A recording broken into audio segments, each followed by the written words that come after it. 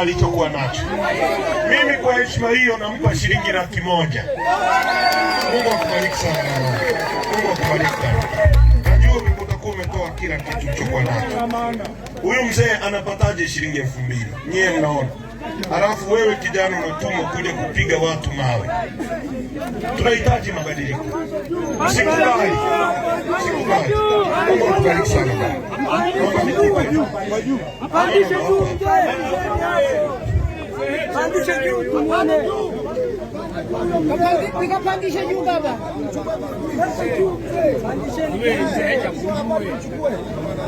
Haya hii ya kwako. Pandisha juu mzee. Apande juu. Asanteni sana. Haya, asanteni sana. Achia